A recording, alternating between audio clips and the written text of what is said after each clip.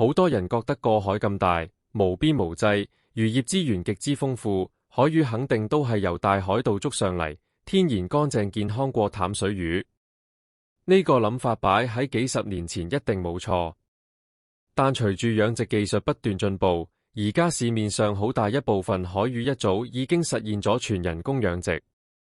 你以為係漁民喺風浪入邊打撈上嚟嘅，其實佢哋有啲甚至從未喺大海入面自由自在游過，一世都係留喺魚塘或者網箱入面。更關鍵嘅係，有啲養殖海魚成個生長過程都離唔開各種抗生素、殺蟲劑，尤其係最後一種，喺行內出名係藥煲，但好多人都唔知。甚至有啲媽媽覺得佢肉質滑溜，買嚟整俾 BB 做糊仔。今日就同大家盤點下4種市面上幾乎全部都係人工養殖，而且落藥相對比較多嘅海魚。第一種，黃鱲。講起黃鱲，成日去街市買餸嘅人肯定都唔陌生。呢種魚生得扁扁地，外表有一層好靚嘅銀色同金黃色光澤，望落去非常喜慶同大體。佢最大嘅特點係一年四季喺市面上都買得到，而且大細非常統一，一般係1斤左右一條。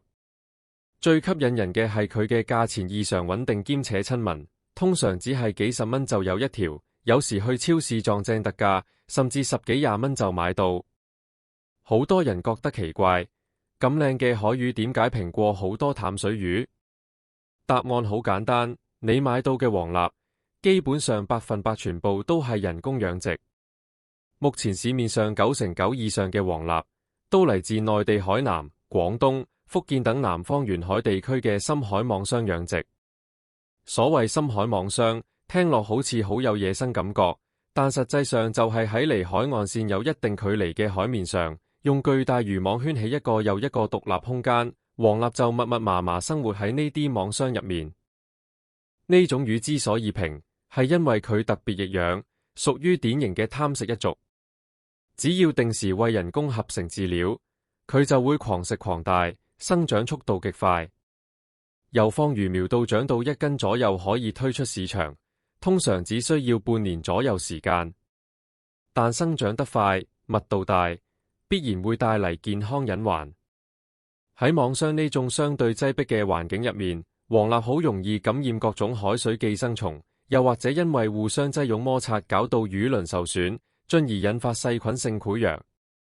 當一個網箱入面有成千上萬條魚嘅時候，一旦有一條魚病咗，如果唔即刻處理，幾日之內成個網箱啲魚都可能死晒，魚排老闆幾十萬投資就會血本無歸。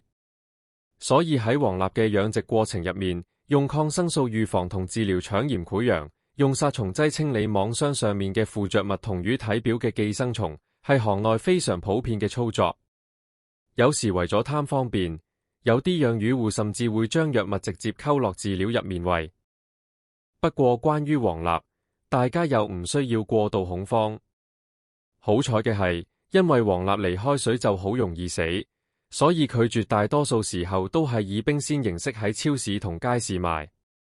由養魚戶起網打撈，到經過冷鏈運輸，再運到香港市民嘅飯台，中間週期比較長。而且只要是正規大型養殖場，喺打撈上市之前都會有一段休藥期，加上冰鮮處理，佢體內嘅藥物殘留其實已經有一定嘅降解時間。只要我哋去正規超市或者相熟魚檔買，安全性都有保障。只係千祈唔好再將佢當做純天然嘅野生海魚嚟盲目追捧。平時屋企用嚟煎香佢，加少少豉油，都係一碟平靚正嘅家常餸。第二種，海魚。海魚喺我哋飯台上嘅地位絕對唔低，